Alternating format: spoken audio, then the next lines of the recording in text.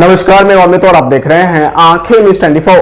केंद्रीय राज्य मंत्री अजय भूषण निषाद ने कहा कि ममता बनर्जी की आदत ही है, वो इस तरह का आरोप लगाती रहती हैं। उनका काम ही है सरकार पर आरोप लगाना, उनके बारे में कुछ नहीं कहा जा सकता। उन्होंने कहा कि बिहार को इस बार विशेष तौर पर दिया गया है, इससे किसी को दिक्कत नहीं होनी चाहिए। वहीं कांग्रेस की विधायक शिल्पा नेहा तिर्की के सवाल पर कहा कि बिहार के लोग रामगढ़ में जाकर मुखिया क्यों बनते हैं। इस पर केंद्रीय राज्य मंत्री अजय भूषण निषाद ने आगे कहा कि यह लोग बांटने वाले लोग हैं, हम लोग एक नेशन की बात करते हैं। वहीं आगे उन्होंने विपक्ष पर सवाल उठाते हुए कहा कि आप बताइए, कौन नहीं कहीं जाकर के देश का प्रधानमंत्री बन जाता है दूसरे राज्य में, या कोई बात हुई? क्या ये लोग देश को बांटना चाहते हैं? विपक्ष कैसी राजनीति कर रहा है, आइए आपको सुनवाते हैं और क्या कुछ कह रहे हैं। देखिए, कुछ लोग को अनर्गल आलाप करने की आदत होती है, जो सरकार का प्रोटोकॉल है उनको नहीं मानने की आदत होती है, बिना मतलब का बात करने की आदत होती है। वैसे लोगों के बारे में क्या ही कहना। नीति आयोग की बैठक में सर ये भी कहा गया सर, बहुत से मुख्यमंत्री जो है बजट से जो है वो खुश नहीं थे, इसी वजह से उसमें शिरकत नहीं की सर। ये बजट एक तरफा बनाया गया सर, इसको लेकर। देखिए, हमारे यशस्वी प्रधानमंत्री नरेंद्र भाई मोदी और भारत की सम्मानित वित्त मंत्री मैडम निर्मला सीतारमण जी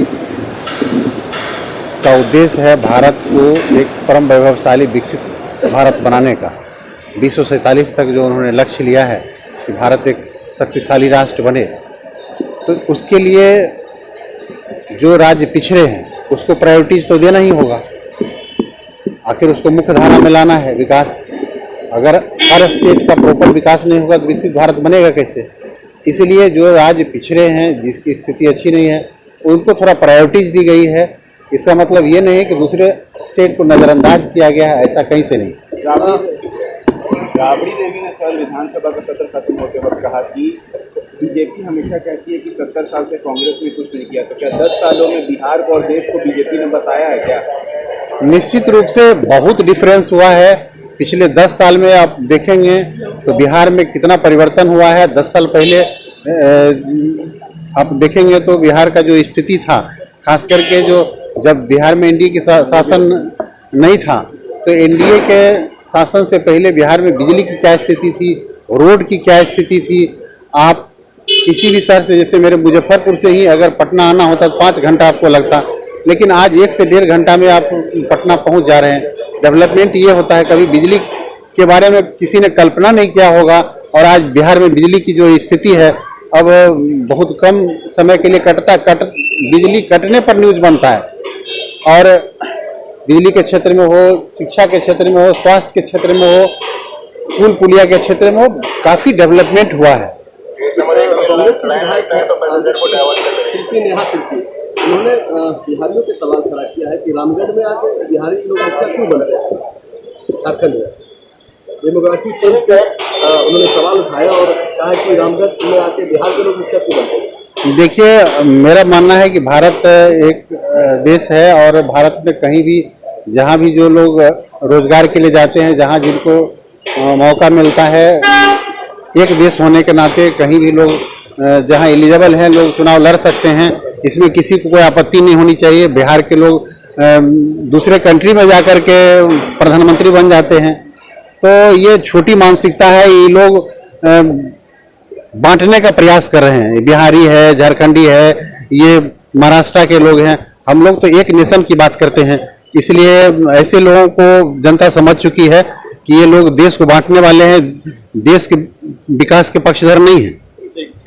आंखें जो आपका चैनल है, उसके लिए और उसके दर्शकों के लिए 2 लाइन की हम शुभकामनाएं अपने ढंग से देते हैं। आप सब में मिठास घुल जाए बांसुरी और बीन की तरह, और लोग आपको भी प्यार करने लगे वैक्सीन की तरह। हंसते रहें, मुस्कुराते रहें और देखते रहें आंखें न्यूज 24।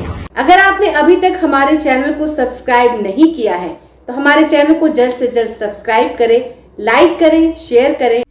अगर आप भी अपने दुकान, प्रतिष्ठान, school, college, coaching centre, restaurant, cafe का विज्ञापन देना चाहते हैं, वो भी किफायती दर पर, तो आंखें न्यूज़ 24 लेकर आया है आपके लिए एक सुनहरा मौका। आंखें न्यूज़ 24 न्यूज़ पोर्टल की दुनिया में बिहार का सबसे उभरता हुआ चैनल, जहां बिहार झारखंड से जुड़े तमाम बड़ी खबरें देखने को मिलती है। तो देर किस बात की, आज भी जुड़े आंखें न्यूज़ 24 के साथ। संपर्क करें हमारे व्हाट्सएप नंबर 8935876430 पर।